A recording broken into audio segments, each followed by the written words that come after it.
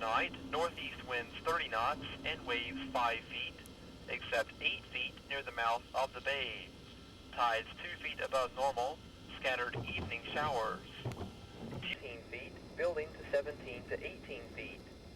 Tides 2 to 3 feet above normal, scattered showers and thunderstorms. Tonight and Tuesday, northeast winds 30 to 35 knots, seas 12 feet.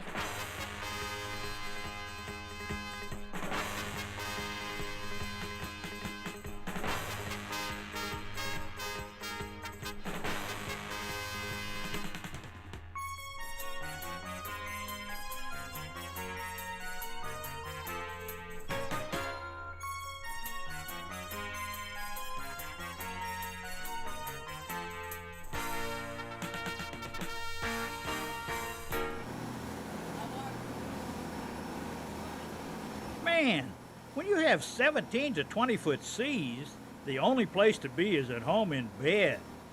Now, once that hurricane has passed by Virginia Beach, it's tuna time. And for the charter boat fleet and Captain David Wright on the High Hopes, that means yellow gold. Our mate today is Justin Wooten, and on our way to the tuna grounds, which are 60 to 70 miles offshore, we're all busy getting the lines ready and the teasers ready. Now, these green objects that are dangling down from the flybridge are really plastic squid, and there's a whole bookhoodle of them, and they're attached to a spreader bar.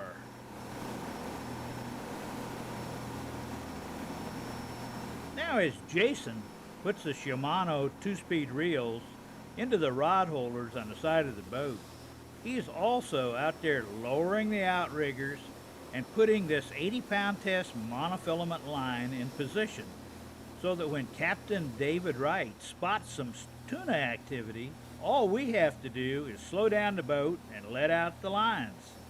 Now that 2-hour run goes by real fast when we're sleeping in some air-conditioned bunks. In the meantime, Jason is at work. And we're going to repeat this over and over again during the course of the day when we have to put out new lures. And our lures are mainly real ballyhoo. Now, it's amazing how quickly we can spring to life once the sound of those powerful diesel's engine slows down and we hear that change in the pitch. Now, this is the spreader bar of green plastic squid, which really looks like a complicated mess by swinging it in the air.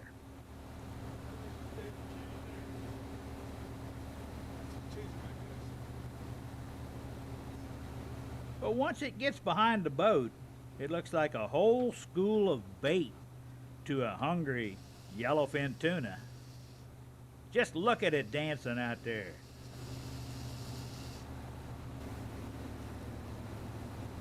After the teaser is in the right position, only then does Jason position the individual ballyhoo baits around the teaser, which we pull straight down the middle. When you're fishing off Virginia Beach, you can expect anything, and that Navy is always out there to protect our nation. While Captain David is directing Jason to adjust the baits, Dr. John Dickerson and I finished breakfast, and we're recalling trips from the past 35 years. Now, David spotted a school, and he put the High Hopes into a turn right in front of the school. And now we're catching.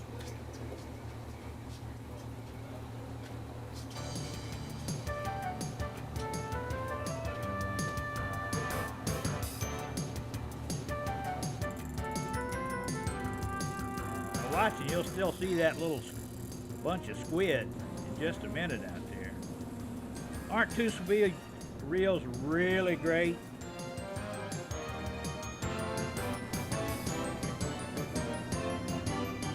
Jason's going to adjust my seat.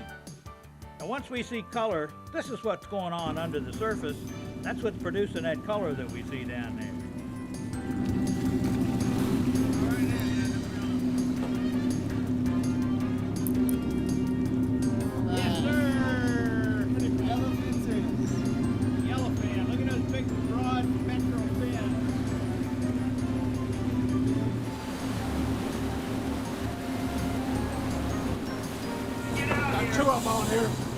to be spooning here for a minute. I'll get the lower one.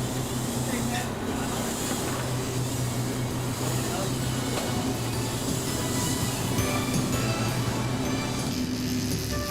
Let's look at this thing. Okay, let's get it out of the way. All right. You hold in the boat. We haven't had any bites on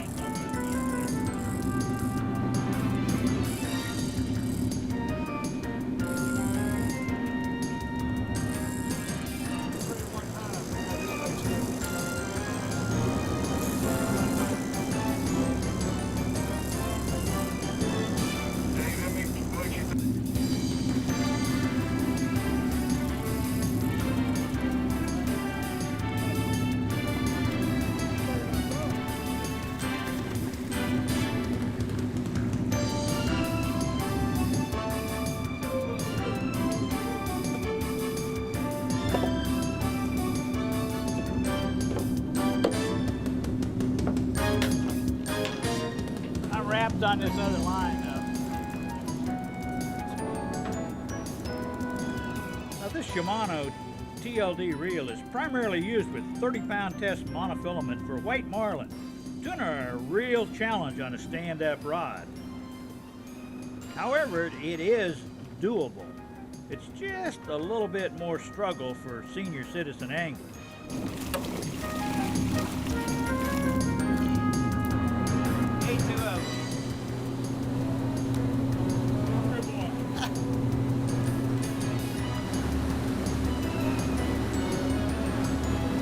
Now those rubber bands on Jason's wrist are not some form of a hippie bracelet. They help to quickly replace a ballyhoo bait.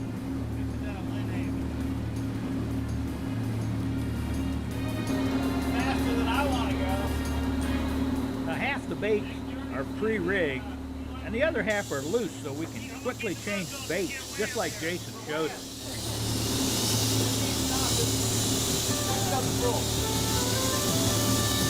Hey John, push yours up the pool.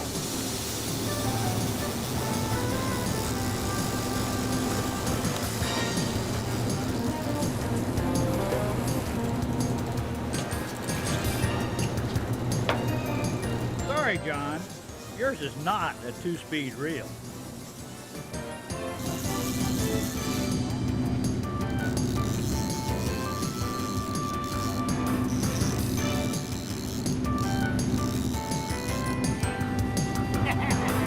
Fish on by you, Jim. I know. Now, when you get done, you can get to that.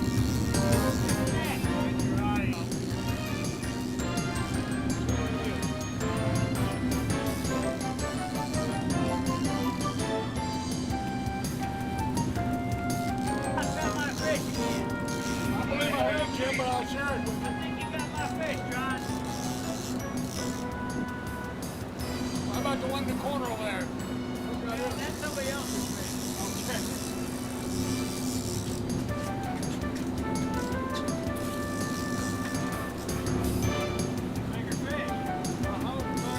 Now, if you notice, we started without rod holder belts. But going without rod holder belts for us on heavy tuna didn't really last very long. Thanks, Jason. Yeah, try switch sides.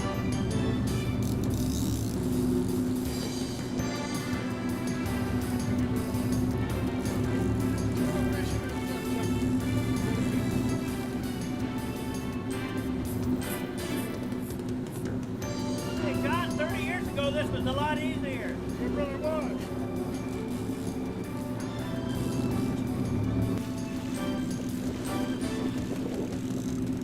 Now, once we get that tuna up to the boat, Jason simply lays the gaff over its back and lifts up, just like this.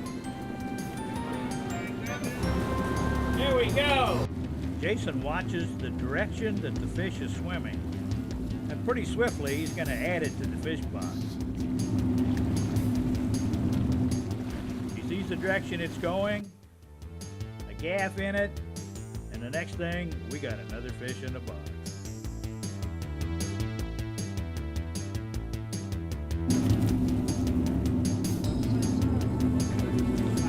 That's what I want. You take the rod, I'll get into it. Now while David changed the teasers, Jason is using an electric reel. That's the sound that you hear in the back to retrieve a massive amount of plastic shad. Jason, that one.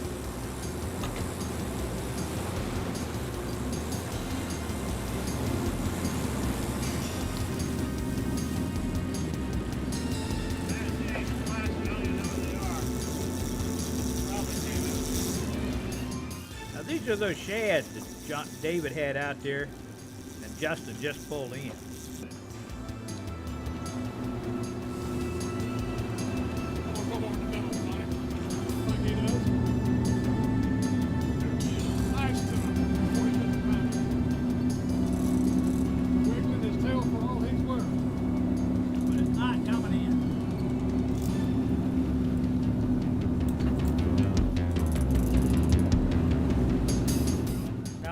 Getting into a stand-up fighting harness, Jason has a hooked up tuna and he's ready to hand it to me. And once I got it, well, I'll tell you, those things are fun. Now, this is what I like about that harness. Not only can you use your back and your legs, you can rest when you really need to. And when we hook up a billfish, we pull in all the other lines and back down after the fish. But when we hook up a tuna, we keep the boat moving forward at the same speed, and all those other lines are still fishing because they're still in the water. Get 2 feet and lose 2 feet.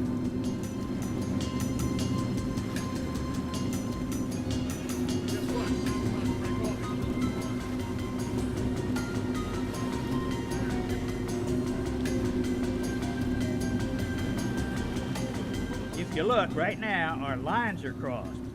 And if I don't move, the lighter line that I'm using will act like a razor across that thicker diameter line that John's using.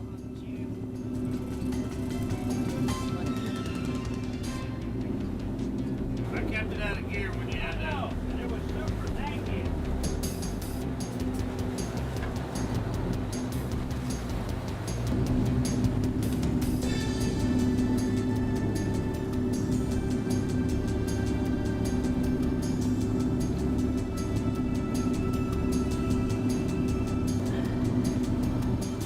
That looks pretty effortless, doesn't it? That back harness really makes a difference.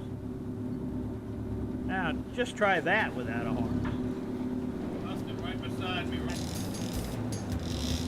got a red mark right under the boat here. The school's been following me. But I can't make the headway on this boat. Hey, Whitney!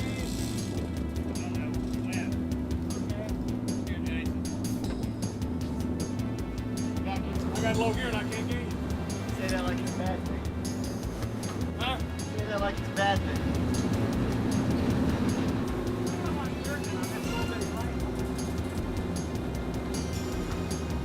Oh, yeah.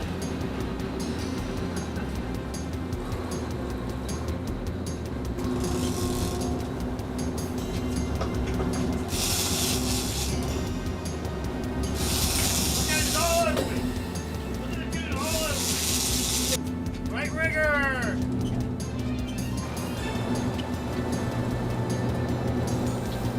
Keep going, you're gonna tangle it.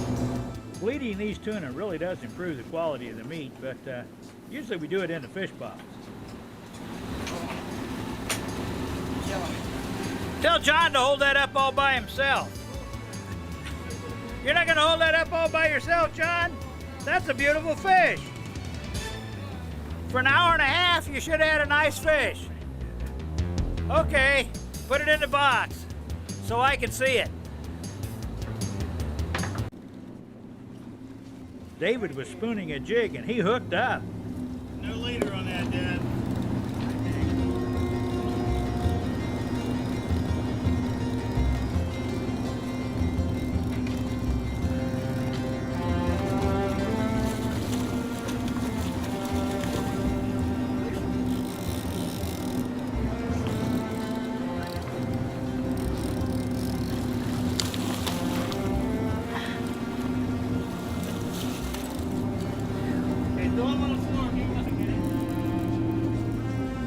that line going out. They're all over me, too. That's my special. Yeah, please stand up and grab this bull, Doc. Today, please John! stand up and grab it. I'm just ready to get my little Jason. Here, 2 hands. Oh, he does have a nice pull, doesn't he?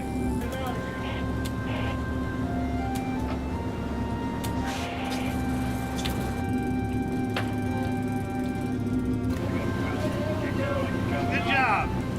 Hook him up. Let me take that one, John, this one. You tell me. He's on me, I got him. He goes 3.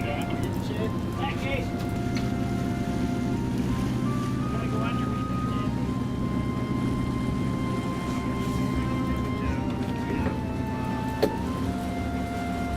I think mine's the white one. Look at him go. I think this is where you do it. This is yellowfin tuna fishing on the high hopes. We got 3 fish on and 2 anglers. Jimmy Cobb, where are you when we need you? They're coming all the way out of the water over there. There's some blood, probably. All right, Doc, I'm gonna hand you another one. Yellowfin tuna fishing. High hopes. Fish are all around us. They're breaking everywhere.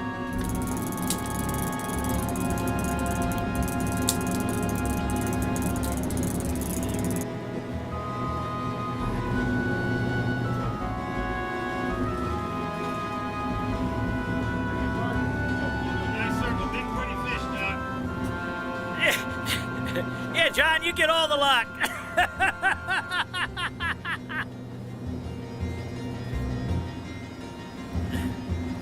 Boy, John, you get all the luck every time. That's all there is to it. All I get are those little dinks. That's not really a little dink. That's a nice tuna.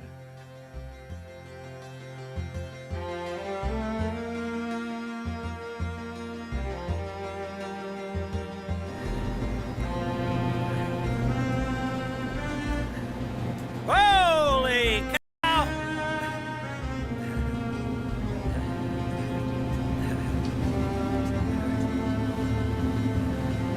That's too bad, John. You always get the babies, John. I get the real fish. That's a ballyhoo. Now, when we're yellowfin tuna fishing, this is our primary bait. And after that flurry of 6 quick catches, Jason has to re-rig everything and get all the lines out again. Anyway, John and I really do need a rest.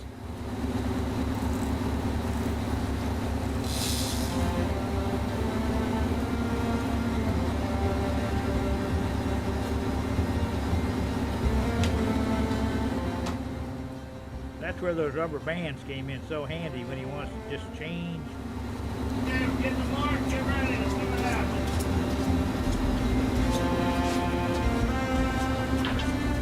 Well, so much for our rest. There's one. Stay on there. Yeah, you're going to get it right. Look. Oh, yeah. Here. Be sure to. There you go. And this one down. Hello.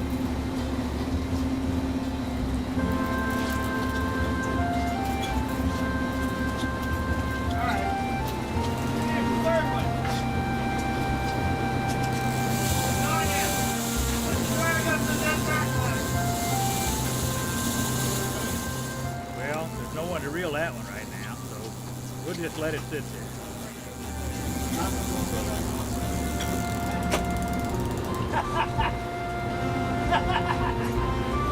Bad about that, John. You're a designated big fish catcher today. There you go, Manila. Push the drag, Abby. Just push the drag. There you go. Now lock it, though. Well, we got 4 on. Hold that one. Now let me look at another one. Hold it up there for a minute. Don't let it go. Isn't it true that was a new glove when we started today? Dude, it's burned it up. That's what happens when you're fishing on the high hopes. Well, we really did have a good catch today. There's no two ways about that. John and I are going to have a lot of tuna. And so's David and Jason. But none of it's going to go to waste.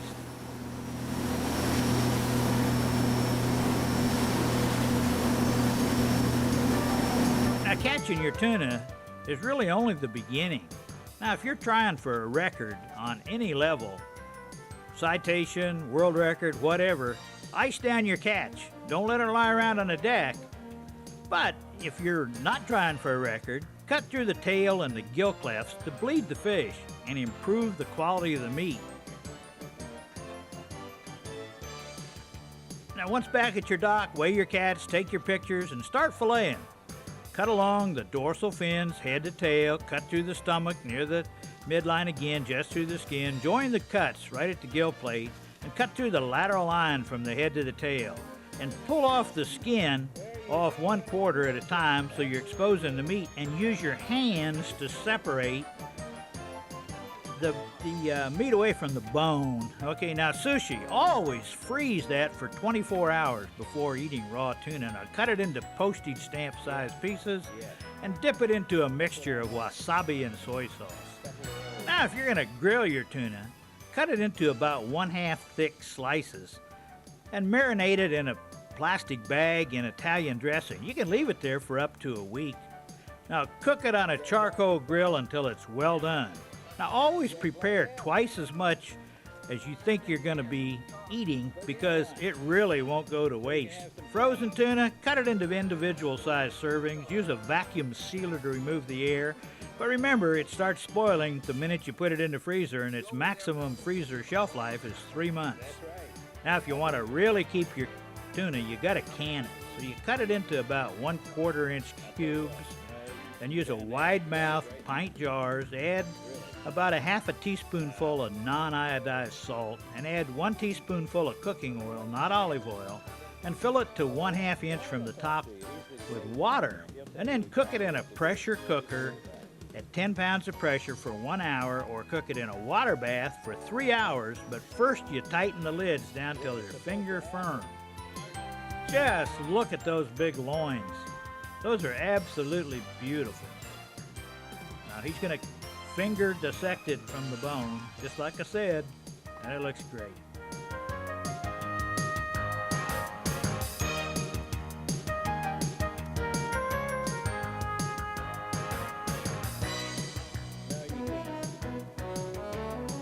Thanks for watching the quickest half hour on TV.